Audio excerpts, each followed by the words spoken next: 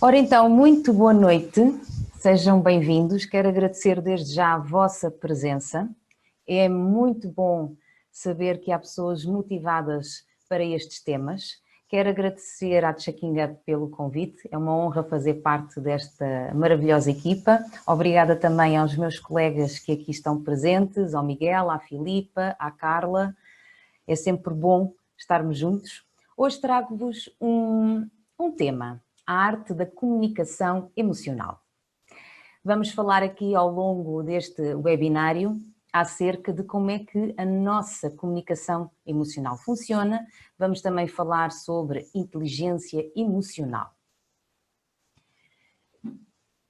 Ao longo da nossa sessão, vou pedir que usem o chat, por favor, para alguma questão, pois a Filipa vai fazer o favor de me interromper sempre que for necessário para colocar-me as vossas questões. Ora, Aristóteles dizia que qualquer um pode zangar-se. Isso é fácil. Mas zangar-se com a pessoa certa, na hora certa, na medida certa, pelo motivo certo e também pela maneira certa, não é fácil. Quem de vocês é que tem assim uma emoção que vos salta assim à flor da pele com frequência? Há assim alguma emoção que durante o vosso dia seja aquela que vocês considerem o vosso maior desafio? Gostava de Sofia, ouvir? temos aqui a raiva, o medo, medo, pressão, novamente o medo. Muito bem. Esse é considerado o vosso desafio, certo? Aquela que, quando aparece, é-vos mais difícil de lidar.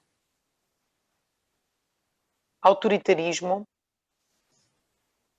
insegurança,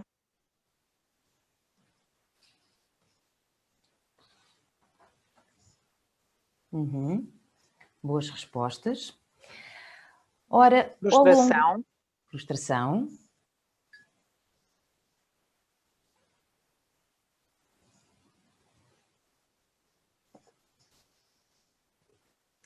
Ora, hoje vamos falar de emoções. E as emoções, elas são parte de nós. Vivem connosco desde que acordamos e até que vamos para a cama, não é verdade? Na vossa opinião, o que é que significam emoções? O que é que para vocês são emoções?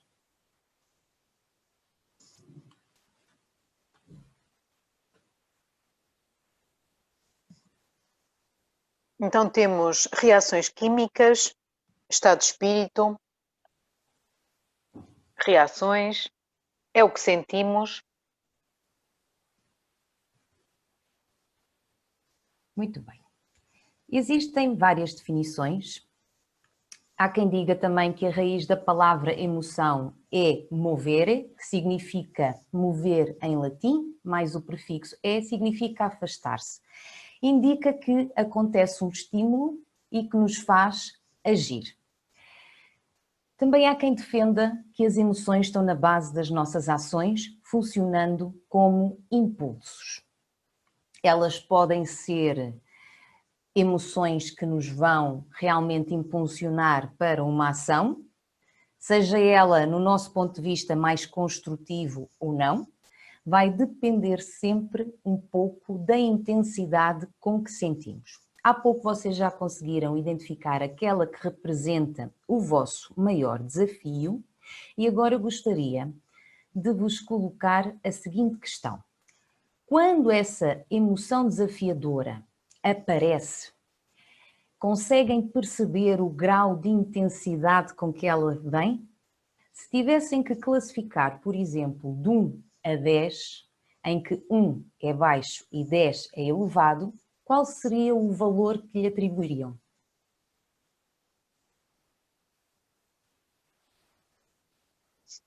Nove, 8. Não percebi a questão. Ao longo do dia nós somos expostos a várias emoções. Geralmente pode existir uma delas que seja aquela que nos acontece com mais frequência ou aquela que, quando acontece, geralmente nós podemos considerar um desafio porque é aquela que demoramos algum tempo a alterar o estado. Então, se já conseguir identificar qual é a emoção que para si é desafiadora, eu pergunto ao nível da intensidade. Quando geralmente passa por um momento em que a sente, se pudesse classificar de 1 a 10, qual seria a intensidade em que 1 é baixo e 10 é elevado? Temos aqui 2 10, um 4, um 9, outro 9, 10,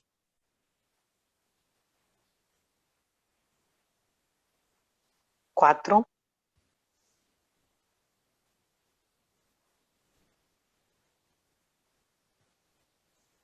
Muito bem. Nós podemos classificar as emoções como emoções de ação e emoções de poder. As emoções são o que são. Por vezes nós temos uma tendência para classificar as emoções como boas ou más, mas no fundo elas são o que são. Isto porque todas elas têm uma intenção positiva. Até mesmo a raiva, ela tem uma intenção positiva. Há algo que ela quer, por exemplo, para aparecer e que nos ponha em ação. Só que, por vezes, nós ficamos um bocadinho perdidos ali pelo meio, porque ela tem uma intensidade muito forte e é pouco agradável de sentir. Desmistificando um bocadinho, e é este o trabalho que eu hoje trago aqui como sugestão, e que também vou aprofundar num curso que vou dar sobre a autogestão emocional, que também envolve esta parte de inteligência emocional, é como é que nós podemos também identificar e conseguirmos calibrar, perceber a intensidade e poder ressignificá-las de maneira a dar-lhe um significado construtivo e também ao mesmo tempo promovermos uma ação direcionada àquilo que todos nós também pretendemos. Às vezes, um ponto importante, para além de saber identificar qual é aquela que é um desafio para mim e qual é a intensidade com que ela aparece, pode ser também interessante eu parar para pensar. Quando eu sinto isto, eu tenho vontade de fazer alguma coisa ou eu fico sem ação? No vosso caso, que agora já sabem qual é o vosso desafio, que já identificaram a intensidade com que isso acontece, se tivessem que pensar um bocadinho sobre isso, quando vocês estão sob a ação dessa emoção, ela tira-vos a ação ou põe-vos a fazer qualquer coisa?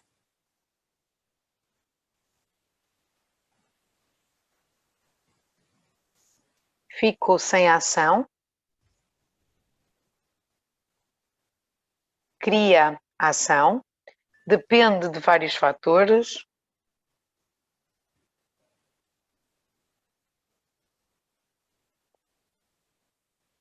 Muito bem. Quando nós ficamos sem ação, pode ter a ver com duas situações. Ou ela é de baixa energia e muitas vezes é pouco agradável de sentir, e o facto de ser uma emoção de baixa energia, eu não tenho vontade de fazer nada e fico com vontade de ficar onde estou, ou simplesmente ela deixa um pouco mais baralhada e às vezes entra-se num estado de confusão ao nível mental e também não nos dá um poder de decisão de virar o foco para o outro lado. Neste quadro, eu divido emoções de ação e emoções de poder. Emoções de ação, se vocês repararem, são todas aquelas que, quando as sentimos, geralmente nós não gostamos. Quando eu chamo emoções de ação, eu já lhe estou a dar um novo significado. Ou seja, se eu sentir desconforto, eu vou fazer qualquer coisa porque aquilo que eu quero é deixar de sentir desconforto. Então eu posso usar isso a meu favor. Posso usar isso para quê? Para me mexer em vez de ficar ali a sentir aquele desconforto. Mais à frente depois vamos perceber de onde é que estas emoções podem vir. Mas para já quero deixar aqui este ponto. em que aquilo que por vezes pode ser negativo de sentir, podem ser gatilhos de ação que nos põem a mexer. Depois temos aquelas que geralmente nós temos a tendência de gostar mais de sentir, não é? Aquelas que nós podemos dizer que são as nossas emoções de poder, o amor e a ternura. Quem não gosta de sentir amor, ternura, o apreço, a gratidão, a curiosidade, o entusiasmo, a paixão, quando nos sentimos determinados. Portanto, todos estes estados funcionam como se fosse um superpoder que nos mete automaticamente em movimento. As outras eu chamo de ação porque geralmente nós somos movidos a levá-las adiante para deixar de sentir aquele estado. Sabia que 95% do seu tempo navega sobre a ação de emoções do passado? Então, significa que quando eu, durante um dia e durante outro, tenho um desafio quase sempre com a mesma emoção e tendo em conta pela intensidade que algumas pessoas manifestaram de 10, será que é 10 só nesse momento? Ou se porventura, se eu tenho 95% do meu tempo sobre a ação do passado, significa que aquele 10 já é um acumular de experiências de que eu tenho vindo a sentir essa emoção ao longo da minha vida. Outra curiosidade é que quando estamos-nos a desenvolver, a primeira coisa que é formado é o nosso coração. Mais tarde vai aparecer o nosso cérebro. Portanto, tudo o que seja e tenha a ver com a parte emocional, toda ela vem antes da parte depois considerada racional. Então, as emoções são estímulos bastante antigos que nós temos. E quando nós podemos fazer a nossa linha do tempo emocional, algo que eu depois vou também esmiuçar mais aprofundadamente na formação, mas quando faço essa linha do tempo emocional, nós conseguimos perceber qual é, mais ou menos, o primeiro evento onde nós possamos ter sentido determinada emoção. Quando nós não sabemos gerir aquelas emoções, porque não somos muitas vezes convidados a aprender essa habilidade de nos tornarmos mais inteligentes ao nível das emoções e se pararmos para pensar, por exemplo, na nossa adolescência, vivemos tudo ao rubro, sentimos as emoções ao rubro, muitas vezes andávamos confusos, não sabíamos muito aquilo que sentíamos. Quando olhamos para as crianças, quando ela está feliz, ela está verdadeiramente feliz, quando ela está zangada, ela está verdadeiramente zangada, portanto há uma comunicação entre aquilo que ela está a aparentar e realmente aquilo que ela está a sentir. E que ao longo do nosso desenvolvimento vamos criando uma espécie de um fosso entre aquilo que estamos a aparentar e aquilo que estamos a sentir, porque muitas vezes começam a surgir algumas ideias de que não posso exprimir as minhas emoções ou sentimentos, o que é que os outros vão pensar por eu estar a sentir isto, se eu for manifestar a minha opinião, o que é que os outros vão dizer de mim, eu não quero perder aquele grupo de amigos. Então vamos fazendo muitas vezes uma camuflagem, vamos abafando as nossas emoções e os nossos sentimentos, por vezes os sentimentos são mais do que uma emoção ao mesmo tempo, e vamos então passar a aumentar e a distanciar a nossa comunicação interna. Trago-vos aqui uma imagem que elucida muito esta questão do cavalo e do cavaleiro. Este neurocientista, Paul MacLean, ele defende uma teoria de que se o cavalo fosse o nosso cérebro emocional e o cavaleiro o nosso cérebro racional, teria de haver ali uma sincronicidade. Reparem, o cavalo, todo ele está exposto a quê? Às coisas do meio ambiente. Se à volta dele tudo estiver calmo, tranquilo, o próprio cavalo ele está calmo e está tranquilo. Agora, imaginem, ou o cavaleiro já sabe montar muito bem e há um mínimo descuido, ele consegue perceber e domar o cavalo sempre que ele passar por uma situação externa que esteja fora do controle dele, ou se porventura ele ainda não tiver desenvolvido essa capacidade, o que é que vai acabar por acontecer? Vai dar uma queda, vai tentar montar o cavalo quando ele está todo desequilibrado. Então, como é que nós também funcionamos entre a nossa parte racional e a nossa parte emocional? O nosso cérebro ele está dividido em dois hemisférios, o hemisfério direito e o hemisfério esquerdo.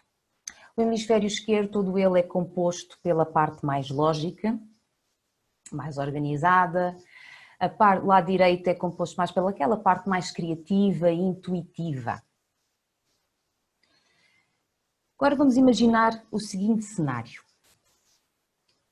Se o cavaleiro e o cavalo não concordarem, quem é que ganha, na vossa opinião?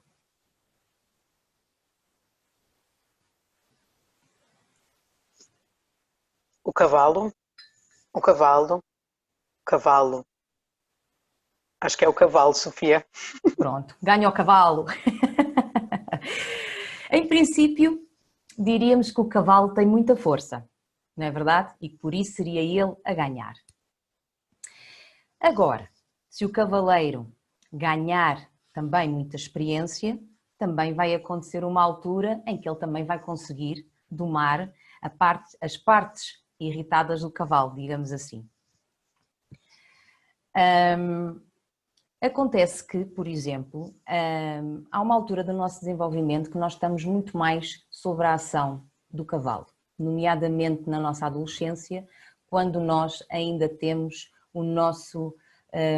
a nossa parte mais racional do nosso cérebro ainda em desenvolvimento, e ele está em desenvolvimento até sensivelmente os 21 anos de idade, e faz com que nós estejamos mais sob a ação da amígdala, que é aquilo que é usado para regular então a parte mais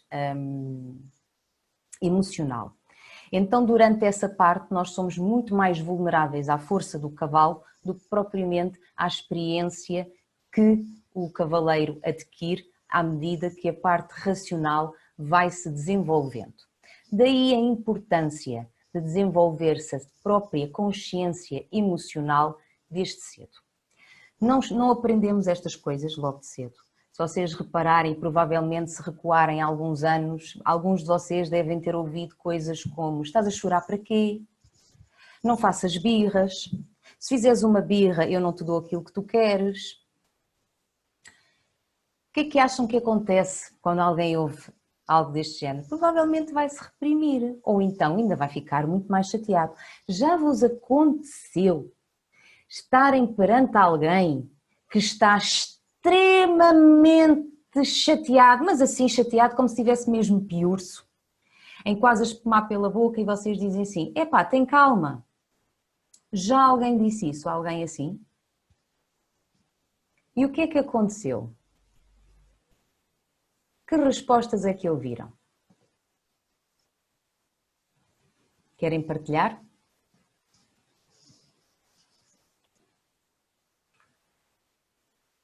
Não me chateis. Isso cria mais raiva noutra pessoa. Calma como? Explosão total. Não é contigo. Não gostou. Piora a raiva. Devia ser contigo. Eu não estou irritado. Exatamente. É quase como se nós estivéssemos a pôr mais gasolina na fogueira, ao fim e ao cabo. Emoções e sentimentos, eles são o produto final de uma série de pensamentos.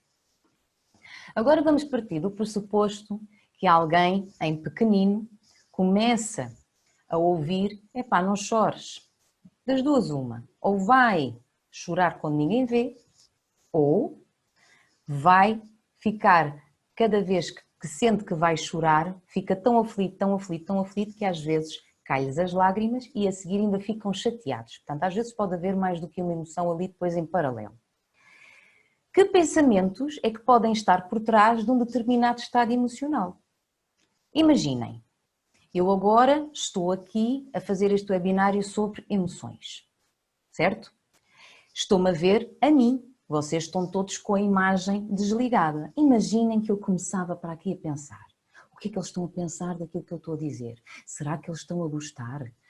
Será que eu estou a esclarecer as dúvidas todas ou as questões que eles têm? Como é que acham que o meu estado emocional ficaria se eu começasse a produzir estes pensamentos? Será que eu ficaria bem, confiante e continuaria aqui cheia de entusiasmo a vos passar a mensagem? Ou será que eu poderia ficar com a minha fisiologia alterada? Provavelmente vão-me responder a segunda opção.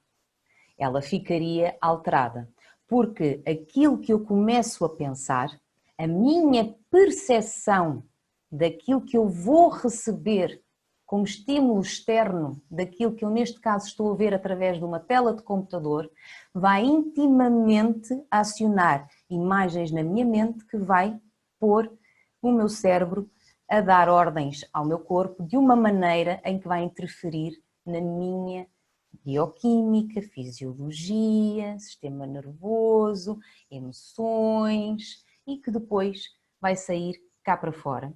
Por mais que as pessoas às vezes tentem disfarçar, seja na tonalidade, seja no que for, a própria fisiologia vai acabar por trair. E se quiserem saber mais acerca disso, vai haver também um webinário sobre o que é que a comunicação não verbal nos diz. Portanto, fiquem atentos que também é um tema que vai complementar muito isto que eu hoje vou também falar. Como é que nós podemos, de alguma maneira, gerir ou lidar com estas coisas? Primeiro, durante o vosso dia, vocês costumam prestar atenção à vossa fisiologia e às vossas emoções?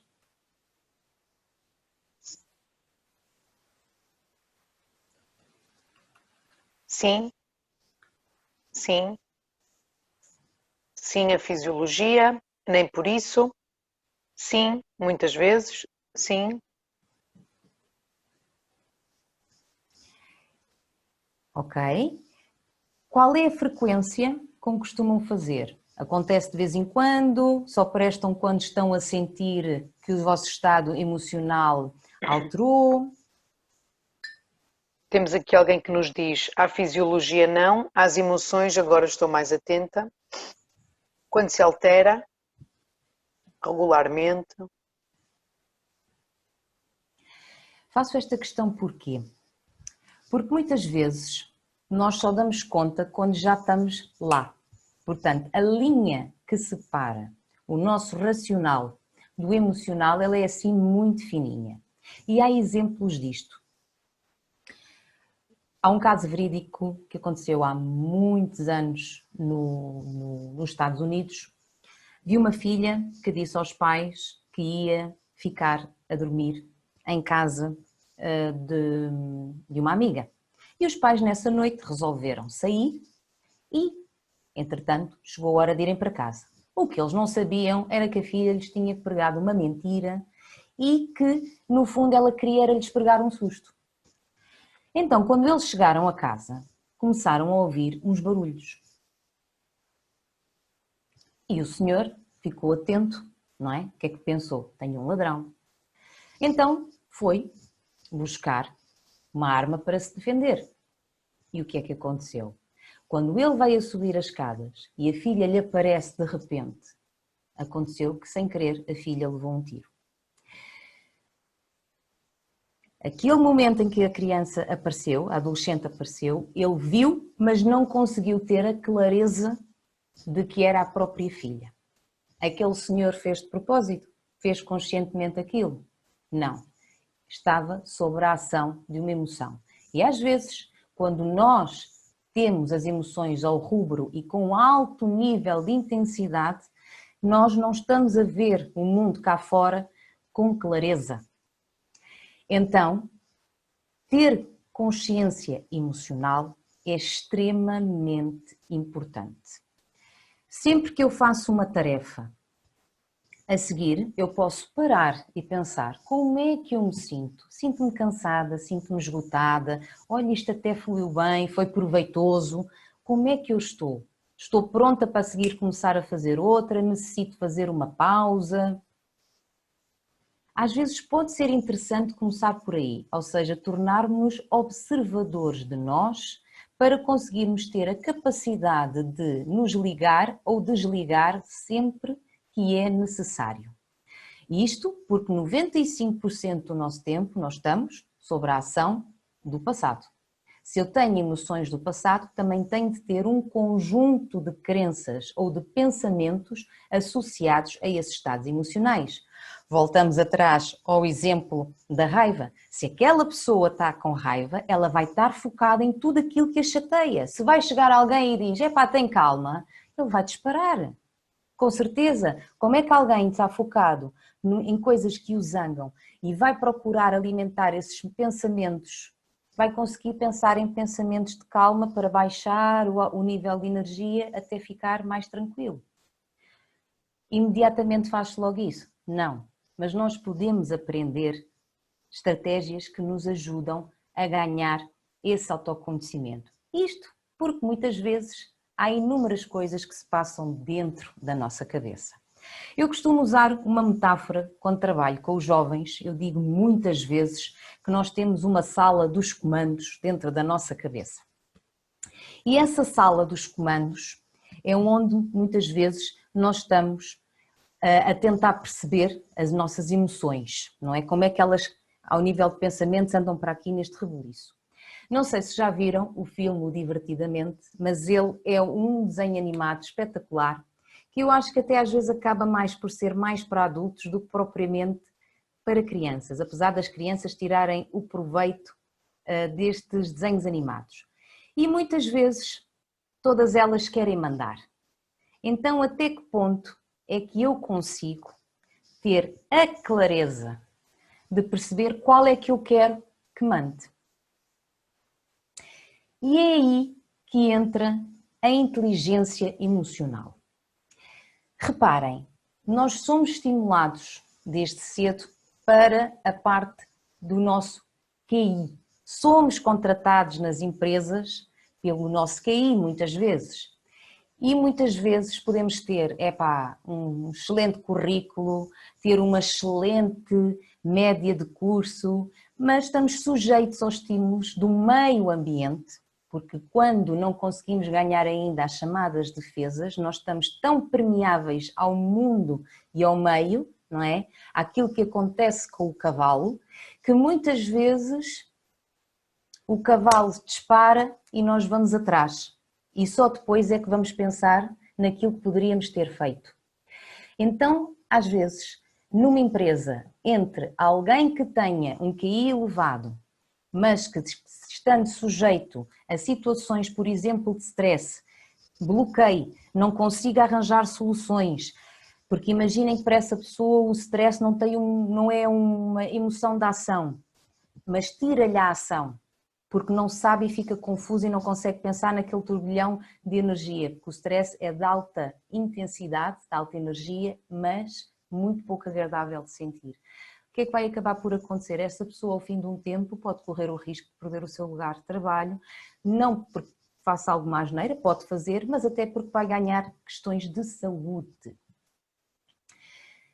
Estudos da nova, digamos, epigenética, que é considerada agora atualmente a nova ciência, não é? Em paralelo com a neurociência, falam muito destas questões, de que a nossa perspectiva, a maneira como a nossa perspectiva tem perante o meio, vai influenciar o nosso mundo interno e isso vai promover estados emocionais. E esses estados emocionais também vão e podem muitas vezes criar ou estar na base de alguns desconfortos ou de algumas, eu diria, questões psicossomáticas, porque às vezes nem chegam bem a ser uma patologia. Muitas vezes as pessoas sentem inúmeras coisas. Eu conheço pessoas que vieram ter comigo e foram parar N vezes ao hospital porque pensavam que estavam a ter um ataque cardíaco e foi-lhes diagnosticada ansiedade e depois tiveram de fazer trabalho específico nesse contexto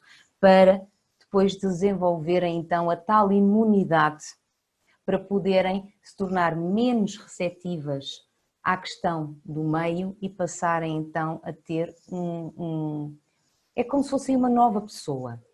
Ou seja, aquela pessoa estressada, ela tem um mindset específico. Para eu deixar de ser uma pessoa estressada e para ser uma pessoa mais calma, mais proativa, então eu tenho de criar um novo mindset. Mas para isso eu também preciso desenvolver a minha inteligência emocional. É ir buscar o melhor das duas partes. Quando eu desenvolvo o meu QE, automaticamente eu consigo fazer o quê? Consigo reconhecer e gerir as minhas emoções, consigo reconhecer e gerir as emoções que estão presentes nas outras pessoas e vou conseguir também influenciar os outros, inspirar os outros a alterar os seus estados emocionais. Eu acredito piamente que o primeiro passo é o conhecimento. Eu preciso de aprender para depois saber dar a volta à questão. Se eu não sei, então eu vou ficar sem fazer nada, não é? Perante aquela situação, e significa que se eu hoje não souber resolver uma emoção, e ela muitas vezes naturalmente passa, mas no dia a seguir acontece algo parecido ou semelhante, eu vou voltar a senti-la e assim sucessivamente. Por isso é que chegamos a alturas da nossa vida em que perdemos o controle, a clareza e tudo e mais alguma coisa. Se pensarmos em nós enquanto espécie, nós temos também muitas emoções que são, pode-se dizer, primitivas e que de alguma maneira garantiram a nossa sobrevivência ao longo destes anos. Portanto, aí temos um contexto positivo, garantiram-nos a nossa sobrevivência até aos dias de hoje, mas continuam a ser emoções muito desagradáveis de sentir. Então hoje trago-vos aqui como é que nós podemos desenvolver a nossa inteligência emocional. Vou-vos deixar aqui algumas estratégias essas que depois durante a formação que vou fazer também vou aprofundá-las ainda mais, mas quero partilhar convosco. Os pilares da inteligência emocional vão passar pelo autoconhecimento, pelo autocontrolo, pela automotivação, pela empatia e também pelas habilidades sociais.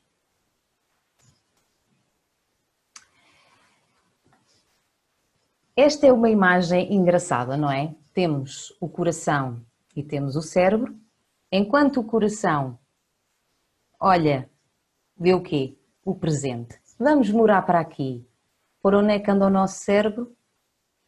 Para o passado. Porquê? Nós temos uma mochila emocional também. Temos lá os nossos produtos finais, emoções, sentimentos. Temos uma bagagem imensa. Aliás, o nosso corpo todo ele é um reservatório. Se nós temos os nossos neurónios que criam uma rede, uma sinapse ao nível do nosso sistema nervoso central, sempre que acontece um estímulo externo, aquilo vai ativar o quê? Aquela rede que outrora já foi formada. Então, quando eu adquiro autoconhecimento, quando eu começo por identificar aquilo que eu sinto, aquilo que maioritariamente me acontece, sempre que aquilo me acontece, qual é o contexto que aquilo aparece? É porque eu estou a falar em público? É porque eu amanhã tenho uma apresentação no meu trabalho? É porque amanhã tenho uma reunião com o meu chefe? É porque amanhã vou fazer um exame? É porque eu tenho de contar aos meus pais aquela nota? É porque eu vou ser posta à prova num desporto? Qual é o contexto que aquela emoção aparece? Depois podemos também, é como se conseguíssemos puxar cá para fora e fazer uma coisa, dissecá-la. Mas antes de dissecar, há um ponto específico que eu quero partilhar com vocês. Façam isto, se quiserem, claro, durante o vosso dia, que é, sempre que dão conta que têm uma coisa importante para fazer, parem e meçam o vosso estado emocional. Existe uma ferramenta chamada o Mood Meter, que ela divide-se em 4 quadrantes. No vermelho temos emoções de alta energia e pouco agradáveis de sentir, como a raiva, a frustração, a ansiedade, o stress. Depois temos o quadrante amarelo, ele é de alta energia e muito agradável de sentir, não é? Temos, por exemplo, a alegria, o entusiasmo. Depois temos dois quadrantes de baixa energia. O verde é baixa energia, mas muito agradável de sentir, como estado contente, amoroso, pacífico, relaxado, o zen. E o outro, que é, por exemplo, o estado da tristeza. O azul é pouca energia, pouco agradável de sentir, ficamos ali sem vontade de fazer nada. Temos também aí no azul o quê? A depressão, o estado de confusão, o desânimo. E às vezes é muito interessante nós medirmos o nosso estado emocional ao longo do dia, perceber qual é que é o quadrante que vai aparecendo com mais frequência, digamos assim, no nosso dia.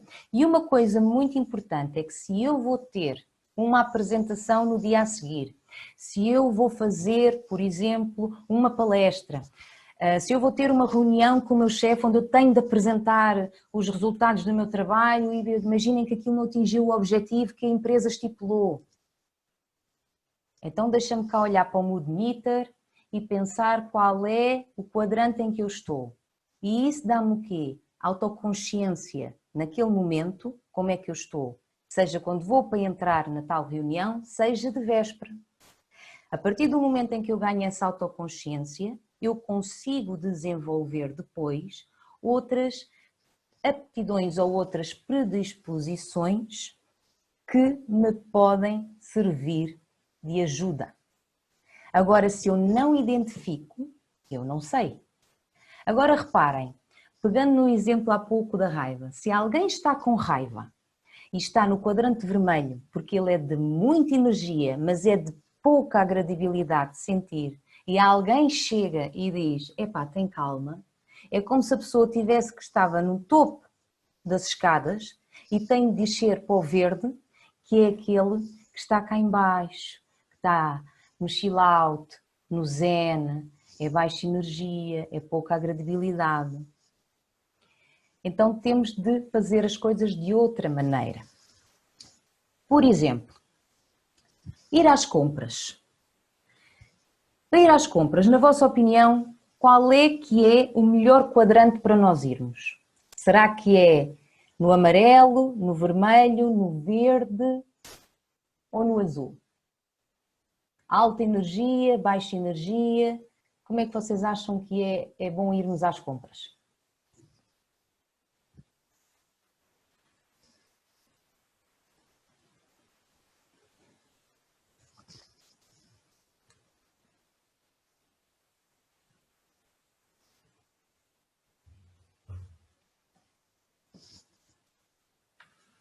Por exemplo, se eu estiver eufórica, acham que eu vou fazer umas boas compras?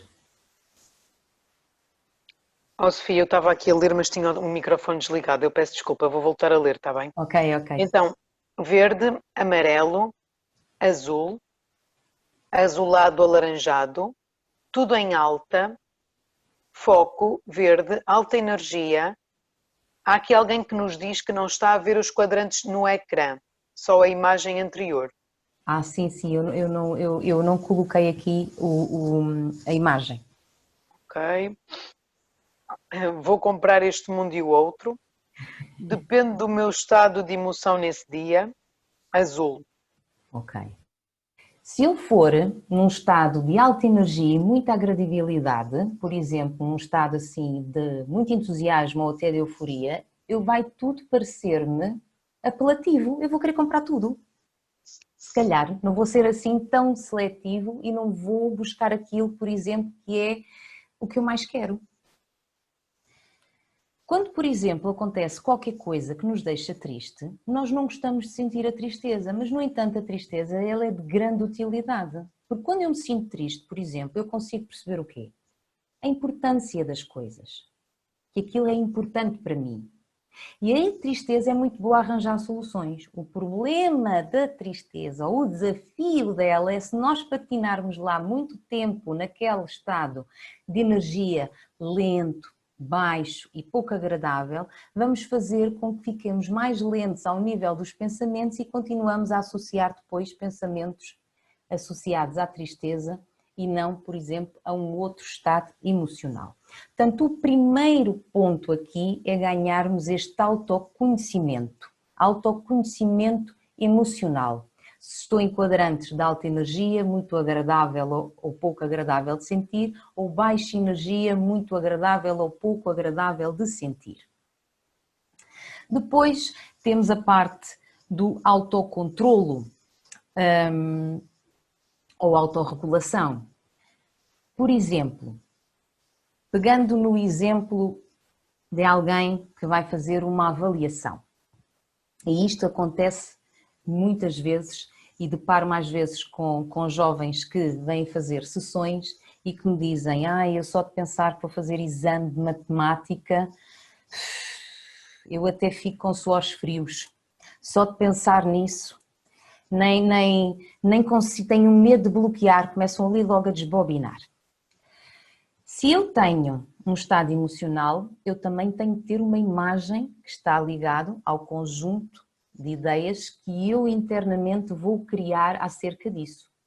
Na programação neurolinguística nós trabalhamos muitas vezes ao nível das submodalidades, que é o quê? É identificar as características das imagens internas que nós fazemos de um acontecimento. Porque nós não fazemos filmes, ou não vemos filmes neste caso, só quando vamos ao cinema. Nós também estamos constantemente a fazer filmes dentro da nossa cabeça. E muitas vezes nós estamos a pensar que o exame vai correr mal, ou que como é que eu vou estar naquele dia e se eu me esqueço, como é que as coisas vão correr e como é que está a disposição do professor, será que o professor vai estar bem disposto ou vai descontar muito? E portanto a pessoa de véspera já começa a pensar nisso e já está a criar imagens, uns filmes e umas emoções. E às vezes chega lá no dia a seguir, ou comprova aquilo que criou no dia anterior, ou então às vezes até se surpreende. Às vezes pode acontecer. Então, se eu identifico primeiro o estado emocional em que eu me encontro, alta energia, muito ou pouco agradável de sentir, baixa energia, muito ou pouco agradável de sentir, se eu estou no plano mais desafiador, então deixa-me esmiuçar isto.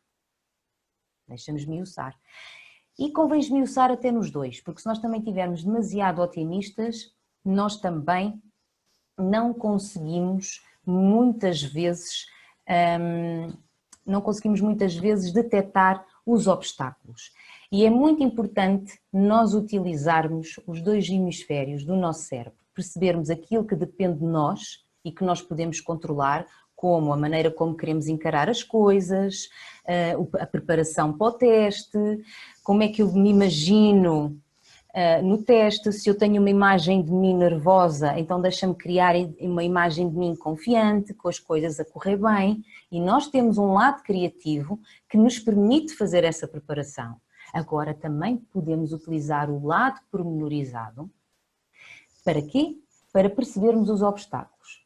A partir do momento em que eu utilizo o contraste mental para me aperceber do positivo, ou se eu tiver necessidade de aumentar ainda o positivo, e se vocês quiserem podem escrever no papel, às vezes ajuda, por exemplo, o que está dependente de vocês, a vossa preparação, não é? Tudo aquilo que depende de vós e tudo aquilo que não depende de vocês.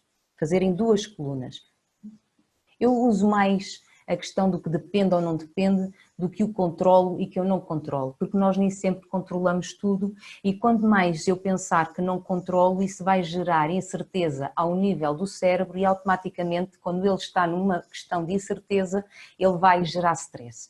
E então, se eu usar esta técnica de contraste mental, o que é que eu estou a pensar? Eu vou-me focar naquilo que depende de mim e daquilo que não depende de mim. E se eu me foco naquilo que depende, eu vou buscar também a questão do que é positivo. E posso ir buscar aquilo que é negativo.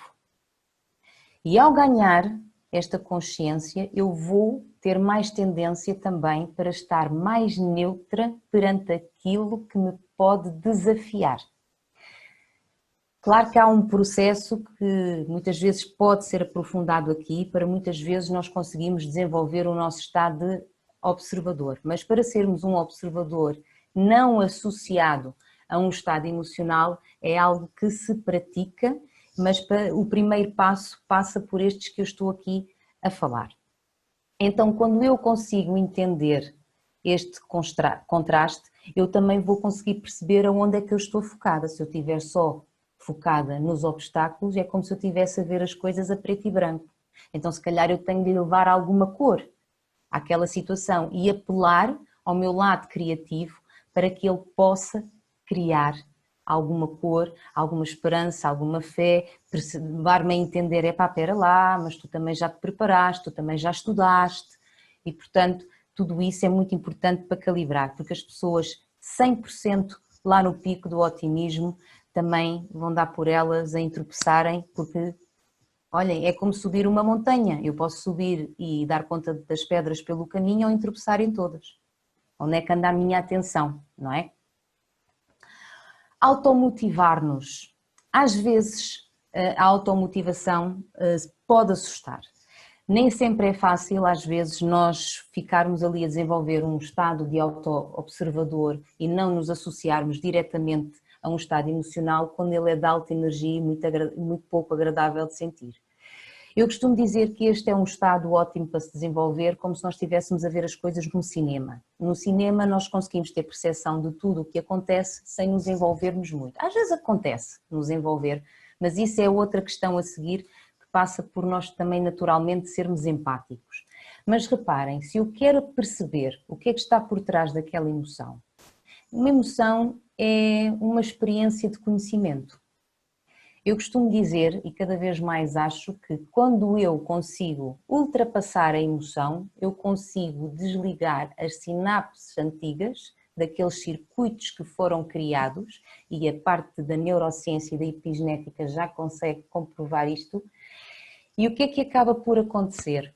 Se eu ultrapassei aquela emoção, aquele evento passou a ser um evento de conhecimento. Porquê? Porque eu já consigo olhar para ele sem estar associada àquela emoção que outrora para mim tinha um significado doloroso. Mudar dá medo? Dá. Por vezes dá medo. É fácil? Não. É incerto? Muito. Sair da zona de conforto é transcender aquilo que nós achamos que temos como limites. É ultrapassar aquilo que está por trás daquilo que nós estamos a sentir, que é o quê? As nossas emoções. É como se eu tivesse que agarrar na raiva e a seguir perceber qual é que é a outra parte que eu pretendo e tivesse que fazer o quê? Olhar para a raiva de frente, sem me associar a ela e ver o que é que estava por trás, o que é que ela queria, qual é a intenção positiva que ela tem para me aparecer sistematicamente. E depois perceber as habilidades também da outra parte, que para mim poderia ser, imaginem, a parte mais calma, e fazer uma fusão. Se calhar raiva ao mais alto nível faz-nos ser impulsivos, faz-nos tratar mal as pessoas e se calhar também se estivermos demasiado em paz também não temos movimento nenhum. Também nos tornamos muito passivos, então se calhar precisamos de ir buscar o melhor e fazer, olhem, como o Son Goku fazia quando se transformava naquele super-herói e fazia lá uma fusão qualquer e ficava com os cabelos amarelos. Às vezes temos de criar a nossa super parte, o nosso super-herói e irmos rumo à automotivação. Porquê? Porque podemos ter um grupo de suporte muito, muito bom, mas as pessoas nem sempre vão estar ao pé de nós em determinadas situações. E às vezes nós precisamos da autorresponsabilidade, de colocarmos em nós o poder de escolha. Sim, eu quero mudar. Sim, eu estou disposta a enfrentar este dragão que se me aparece à frente, este leão, seja lá a imagem mental que eu tenho desta emoção. E realmente estou disposta a enfrentar e perceber o que é que ela me quer mostrar. E a partir do momento em que eu reconheço e enfrento e me permito sentir sem rejeitar, então aí eu vou dar um salto quântico ao nível da minha emoção. Depois somos Sofia, naturalmente... Sim? temos aqui uma pergunta. Sim, força. Como quebrar o ciclo para apoiar na automotivação? O ciclo dessa emoção, por exemplo? Vamos pedir, Vou só pedir para aqui. especificar o que é que está a querer dizer com ciclo, que é para eu poder me ajustar na resposta. Já especifiquei. Então, Filipe, eu peço desculpa. Então, a Filipa diz-nos assim: muito difícil, sobretudo quando estamos deprimidos, desesperançados e descrentes. Okay. Como quebrar o ciclo para apoiar na automotivação? Ok, uma pergunta muito pertinente. Ora, se nós estamos num estado mais depressivo, significa, em primeiro lugar, que ele, por tendência, tem muito baixa energia. Basicamente, são aqueles estados em que às vezes nós não temos grande vontade de fazer nada. Isto pode ser feito de várias maneiras e isto às vezes acaba por ser um pouco pessoal. Eu convido sempre as pessoas nas formações ou nas sessões de coaching que eu faço de inteligência emocional a encontrarem o seu mecanismo. Porque ajudo-as, através de algumas técnicas, a entender qual é que é a intenção, por exemplo, dessa parte. Porque é que ela se mostra? Será que tem algum evento, por exemplo, que possa ter sido muito importante para si e que não tenha conseguido e isso a fez sentir triste, por exemplo? Ok, eu não consegui atingir uma determinada situação que eu idealizei e que queria, fiquei triste, porque aquilo tinha um alto significado para mim. Só que vai chegar uma altura em que nós vamos ter de tomar uma decisão independentemente de quando estamos assim. E, às vezes, nós temos vontade de ficar deitados ou sentados e, às vezes, se for preciso, temos de nos obrigar um pouco a levantar. O que é certo é que quando eu faço isso, imaginemos que eu estou triste, a minha fisiologia fica mais para baixo, nós não temos grande tendência de fazer nada, geralmente a nossa cabeça fica mais cabisbaixa, vai-nos fazer automaticamente ligar aqui o sistema da sinestesia e vamos estar a sentir constantemente aquilo. Se, por exemplo, começar por andar mais direita, quebra um pouco o estado. Porquê? Porque quando eu me levanto e levanto a minha cabeça, internamente eu estou a dizer, a minha mente está a indicar ao meu corpo e o meu corpo à minha mente que espera lá. Já não é para ter pensamentos que me ponham para baixo, já vamos ter tendência de olhar as coisas de outra maneira. E se ainda der uns passos e trazer algum movimento, isso pode sem dúvida ajudar a quebrar o estado. Às vezes precisamos primariamente contrariar, para depois podermos conseguir olhar para essa parte já num estado de observador, digamos assim, já num estado de cinema e perceber o que é que estava ali por trás. Isto é uma prática. O facto de já ter identificado esse ciclo é o primeiro passo. Agora é desmontar, é quase como se eu fosse dissecar essa parte e perceber, ok, está aqui a emoção e agora eu tenho um conjunto de situações, de eventos, de pensamentos, de crenças que eu adotei e que continuam a ser o quê? A bateria que alimenta aquele estado emocional. A causa é a emoção, o efeito é a emoção, a causa vai estar nos eventos e nas crenças associadas e que estiveram a ser diariamente reproduzidos, muitas vezes até em piloto automático. A empatia, por exemplo, dá para continuarmos a explicar. A empatia é eu ser empática com aquela parte que eu não gosto de sentir. Às vezes, no cinema, nós conseguimos ser empáticos até com o vilão. Quem viu o filme do Joker, por exemplo, muitas vezes disse e viu um lado que se calhar nunca tinha pensado nele. Se eu consigo ser empática com os outros, eu também posso desenvolver a empatia comigo. E isto passa muito por eu estar em verdade.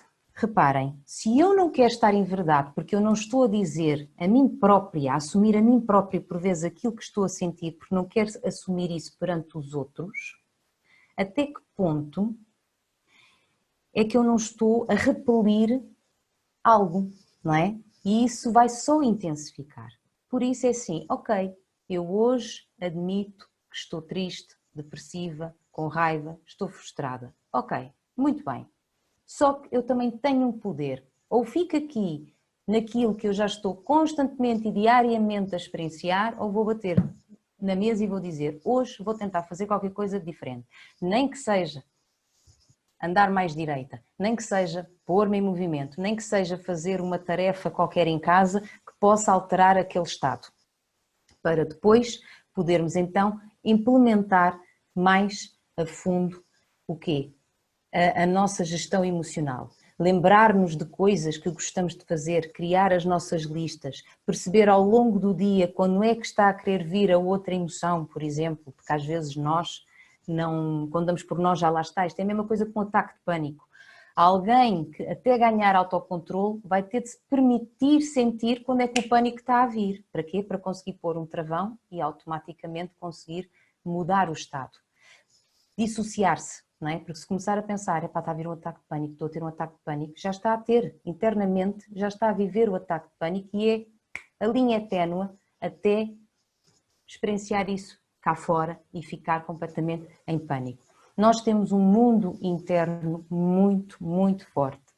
Da mesma maneira que ele nos põe para baixo, ele também nos põe para cima. Da mesma maneira que ele, e dizem os defensores de muitos autores desta área também da inteligência emocional, da questão da neurociência e da epigenética, eles defendem muito que aquilo que nos põe doentes também é aquilo que nos pode curar. Porquê? Porque nós vamos alterar-nos, vamos criar um novo.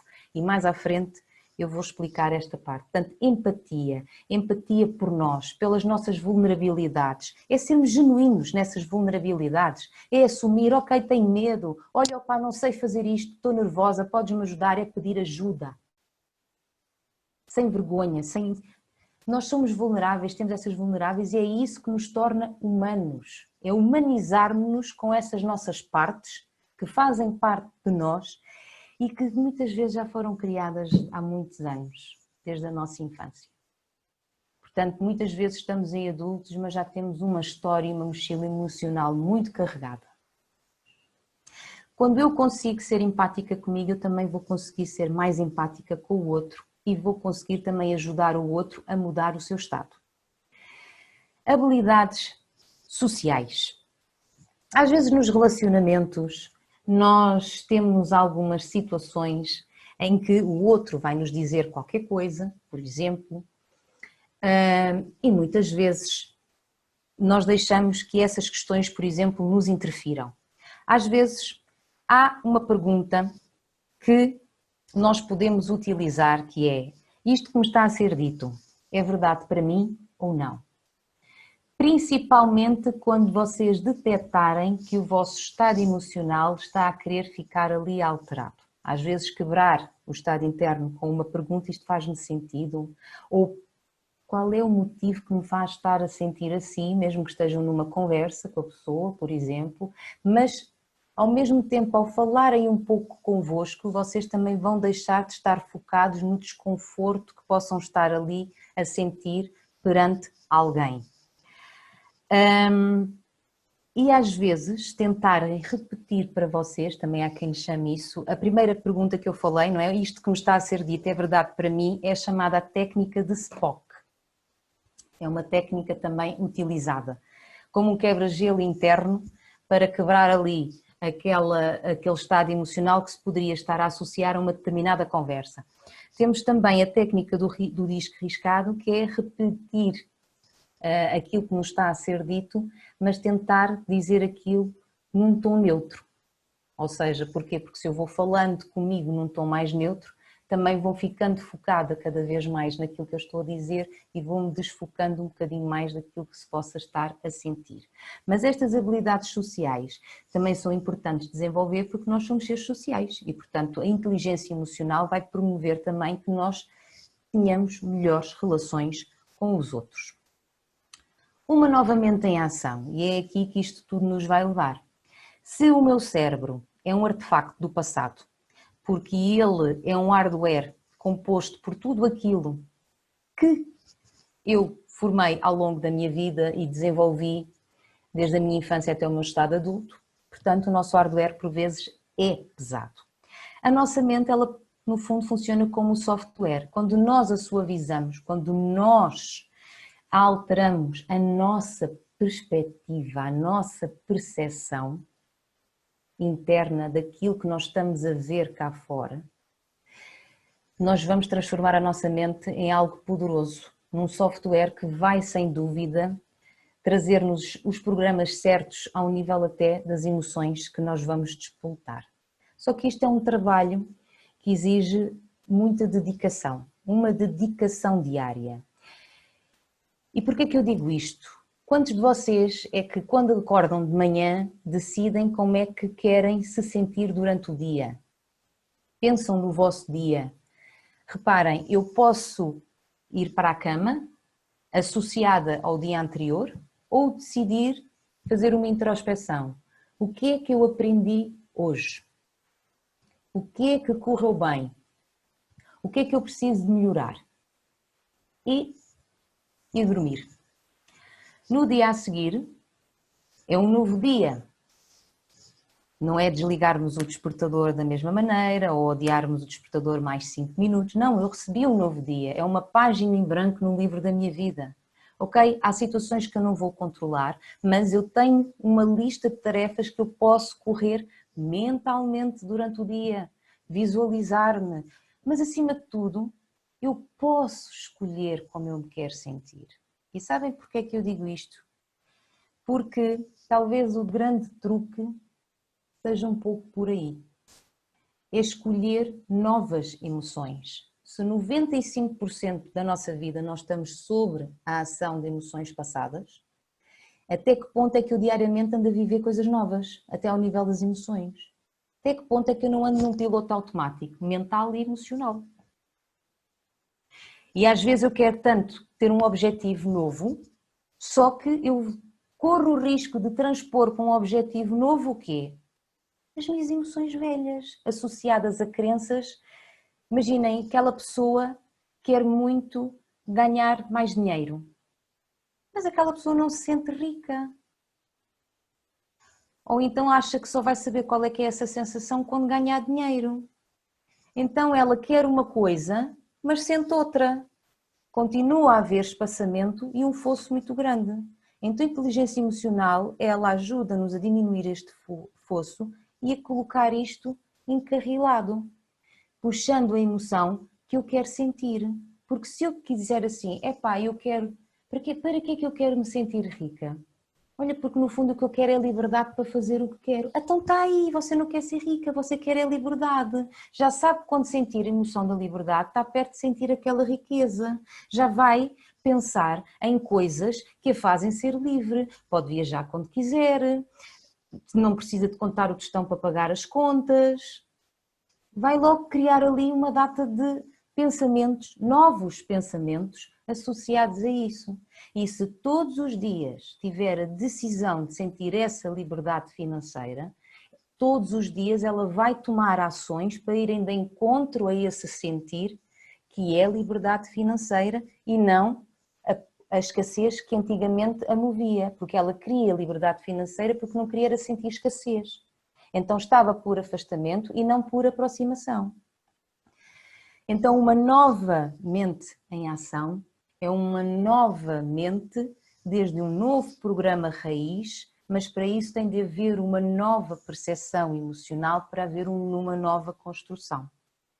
E é um trabalho diário. Vou aprofundar muito estes temas na formação que vou fazer.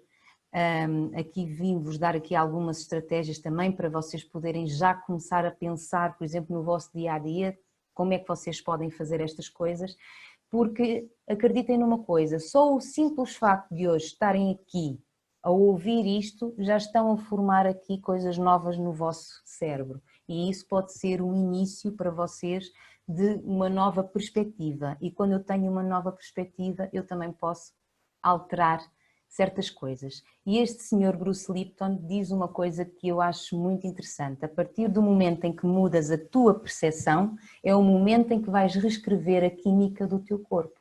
Se eu tenho uma percepção diferente, eu tenho pensamentos novos e diferentes, logo vou ter estados emocionais diferentes. Questões?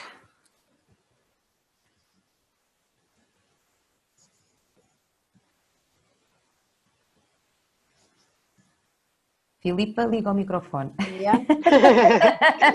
É que eu Estava a percebia que tu fazer. estavas a falar, mas não, não Então, ouvia. temos aqui uma questão que ficou, que eu deixei agora para o final. Uhum, Eu penso que ainda fará sentido. Eu vou fazê-la, está bem? sim. Então, diz assim: os grandes momentos da nossa vida são aqueles em que conseguimos enfrentar o medo, nos estados depressivos ou em que o organismo, quimicamente, em termos hormonais, que afetam o funcionamento do cérebro e até a pessoa, nem tem uma depressão, exemplo, tiroide disfuncional. A Uhum. automotivação é extremamente difícil. A pessoa até pensa em ter essa ação, mas fisicamente o corpo não reage. Quem está de fora muitas vezes não se apercebe disso e critica. O que pode fazer uma pessoa que se apercebe de alguém que está assim vulnerável?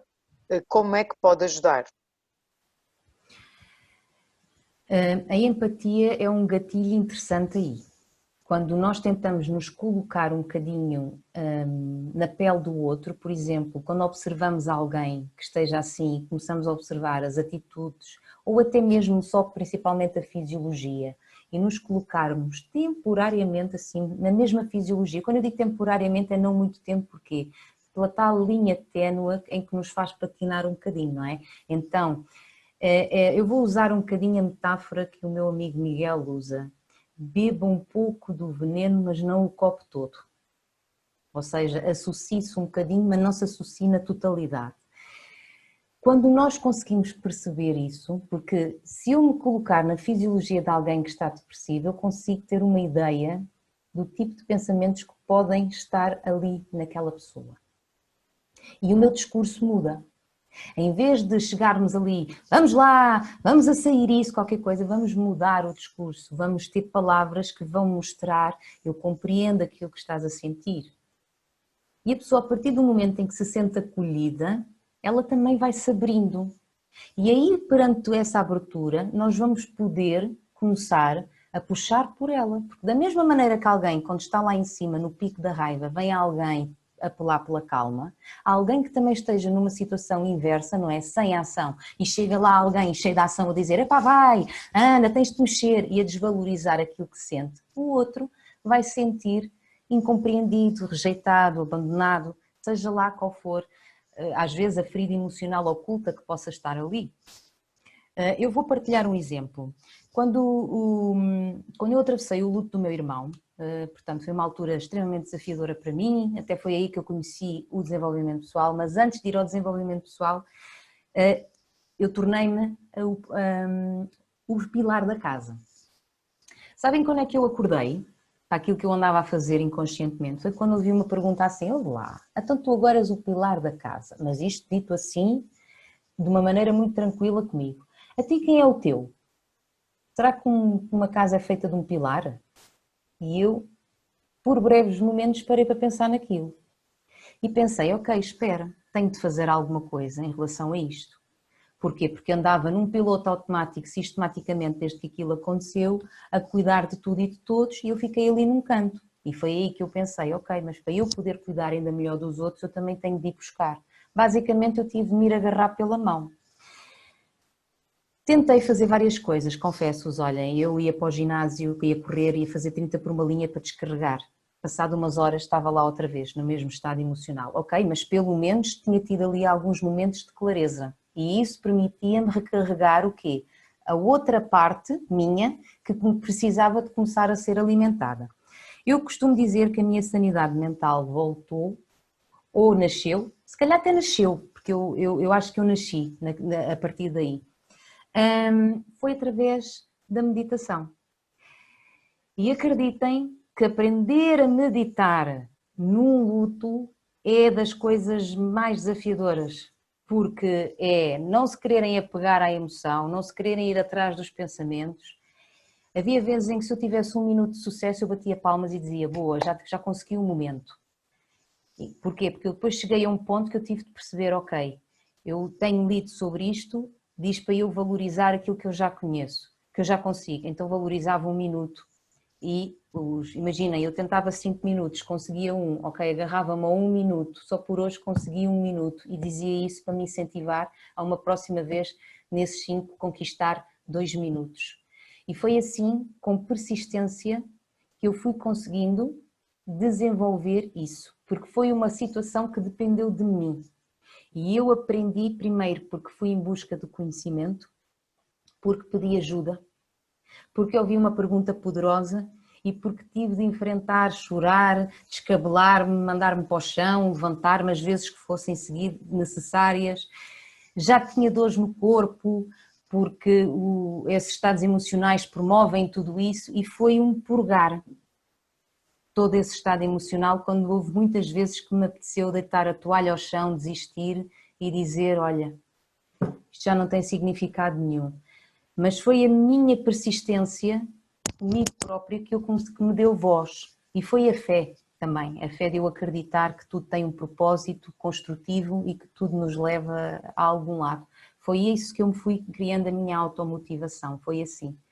Foi me permitindo a ser honesta com o que eu estava a sentir, verdadeira, e depois a ir buscar aquilo, a experimentar, porque no fundo a vida é uma experiência prática e foi precisamente essa experiência prática que me foi fazendo conquistar bocadinhos e bocadinhos diariamente e sair daquele estado, dar a volta e hoje olho para trás e estou ao serviço de partilhar com os outros. Aliás, há poucos dias disseram-me assim, Sofia, tu não foste atrás da tua profissão, a tua profissão é que te encontrou.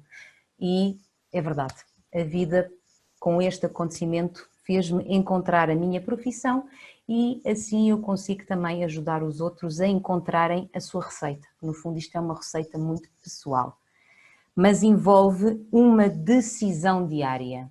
E é essa decisão que nós temos de tomar com toda a honestidade. Eu hoje consigo tomar a decisão a 100% ou só consigo tomar um bocadinho? Então se for um bocadinho e se for só simplesmente me levantar nesse dia e dar uma volta à volta de casa, suponhamos, e a seguir me sentar outra vez, yes, eu já dei uma volta. É uma conquista aos poucos. Portanto, isto pode ajudar alguém a encontrar um mecanismo em si e quando estamos perante alguém é perceber que aquela pessoa naquele momento está a fazer o melhor que sabe e não tem ainda conhecimento para tal e é às vezes sermos empáticos e ajudar a pessoa aos poucos a entender que nós entendemos aquilo que ela está a sentir e aí construtivamente podemos dar uma sugestão ou outra e ajudar a pessoa a sair dali. Sofia. Sim? Fantástico. Tinha que dizer isto. Obrigada. Olha, temos aqui mais uma pergunta. Podes, por favor, explicar a técnica que referiste há pouco, o SPOC? O SPOC. O SPOC é como se fosse uma espécie de um quebra-gelo. Às vezes nós temos tendência, imaginem, nós estamos aqui a falar e eventualmente eu estou aqui a dizer uma coisa e vocês têm o direito a ter a vossa opinião, certo? Imaginem que alguém diz-me uma opinião do género, isso não é assim, porque é assim, assim, assim. Eu posso perguntar para mim, ok, isto que foi dito é verdade para mim ou não? E porquê que esta pergunta pode ser interessante às vezes numa situação dessas? Para não disparar, por exemplo, emoções do género, se eu estava aqui a fazer uma apresentação, o outro tem uma opinião tão diferente e agora eu já vou ficar insegura, quer dizer que já me descredibilizaram, já não valeu a pena aquilo que eu disse, já não fui de encontrar expectativas dos outros, ou seja, faz-nos sair do nosso centro e rapidamente nos associarmos a estados, digamos assim, mais desafiadores. Não são negativos, são desafiadores porque, como nós já vimos há pouco, podem ser de alta energia ou baixa energia. Então o SPOC é como se fosse ali um quebra-gelo que nos mantém no nosso centro e nos faz ter a escuta ativa, aliás também às vezes pode ser construtivamente a opinião do outro, atenção, mas se é perante uma situação em que a pessoa possa estar mais exposta, por exemplo, às vezes é muito bom nós mantermos o nosso centro para não patinarmos para o lado de lá da opinião do outro e, acima de tudo, quando o outro pode estar a falar connosco num estado, por exemplo, mais desafiador. É bom para mim às vezes pensar, será que que há motivos para esta tona, é necessário isto. Porquê? Porque assim a nossa parte, imaginem que tem alguém irritado, a nossa parte irritada já não se vai associar, já vai se manter neutra. Um exemplo da Madre Teresa de Calcutá. Ela disse: no dia que me convidarem para uma manifestação a favor da paz, eu vou. Qual é que é a diferença? Se for a favor da paz, as pessoas vão mais pacíficas, vão com a sua parte mais pacífica. Se for uma manifestação para pôr fim à guerra, epá, a intenção é muito boa, mas a parte que lá vai estar é a parte zangada porque quer acabar com aquilo à força. Então, se alguém me disser, vamos fazer uma manifestação para acabar com a guerra, porque isto não sei o quê, nananã, eu posso usar o Spock e pensar, epá, isto que está a ser dito é verdade, faz-me sentido para mim, é assim que eu quero falar ou pensar, e assim ajuda-nos a manter um pouco mais centrados, digamos assim. Espero ter sido clara. Neste momento não temos mais perguntas. Não sei se alguém quer perguntar mais alguma coisa antes da Sofia terminar. Enquanto as pessoas estão a pensar se tem mais algumas, deixem-me só apresentar aqui os próximos webinários, que vai ser já dia 17 de setembro o comportamento não verbal, o que nos dizem sem falar, muito interessante também para nós ficarmos a conhecer o que é que está por trás da fisiologia. Com a nossa querida Carla Afonso, que também hoje está aqui presente no nosso webinário, temos coaching do sonho à realidade. Portanto, vai ser também muito bom porque ela também vai vos dar muitas ferramentas práticas para vocês atingirem os vossos objetivos, para eles saírem da nuvem e passarem a existir no mundo real. Temos também Vendas, o que nos une. Este é Além Fronteiras, vai ser dia 21 de setembro com o nosso querido Fernando, em conjunto com um colega nosso do Brasil. E dia 25 de setembro, o nosso caríssimo Miguel Ferreira, que também aqui está, vai nos falar de PNL e Coaching, os 10 sinais de ação.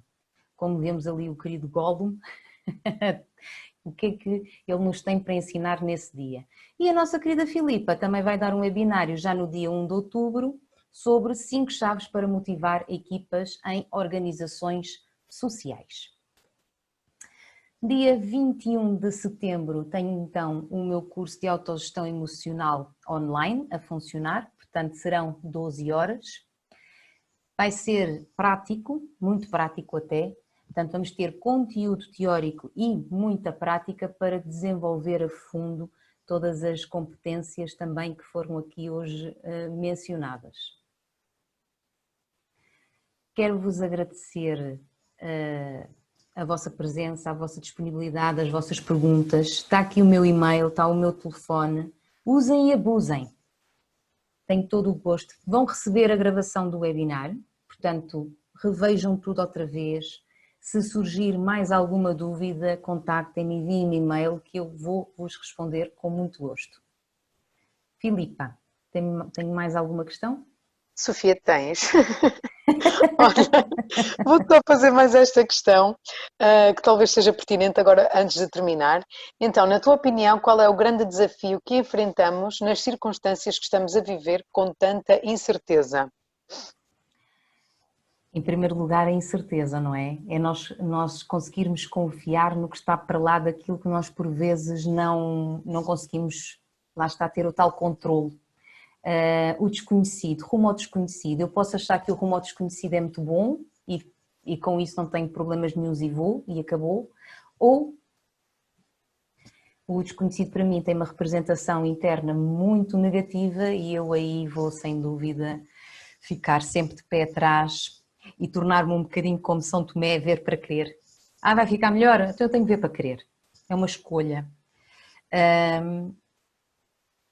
Entre eu olhar para este cenário e perceber tudo aquilo que pode ser mais desafiador, eu gosto muito de me lembrar do filme do Homem da Máscara de Ferro, quando ele volta a ser capturado e põe-lhe novamente a máscara e os mosqueteiros vão salvá-lo e diz assim, e eles dizem, solta-no, e o outro diz, ele é um fracote, ele não tem força nenhuma, e ele vai e dá-lhe uma cabeçada. E o outro, muito espantado, diz-lhe assim, o mosqueteiro, eu pensava que a máscara te enfraquecia.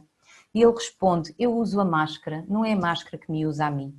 Então, perante uma situação destas, não é?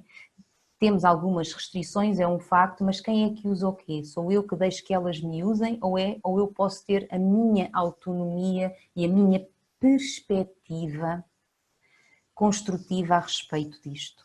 Lembrem-se sempre de uma coisa: perspectivas construtivas vão dar situações fisiológicas melhores, vão colocar o vosso sistema imunitário muito mais forte do que vocês estarem constantemente a olharem pela perspectiva mais desafiadora, porque aí vão ver muito mais inimigos à vossa volta. As pessoas vão se tornar inimigas porque vocês não sabem se eles têm Covid, o vírus pode estar em todo o lado. Então o que é que eu posso fazer com isto? Posso vir aprender ferramentas, posso ler sobre o assunto, posso todos os dias escolher vivê-lo da melhor maneira possível e criar uma emoção mais elevada, não é? Digamos assim, uma de alta vibração, que me permita ter mais clareza ao nível da minha mente, ou quero andar à procura de tudo aquilo que me vai destabilizar. Inconscientemente ou não, a escolha é sempre nossa.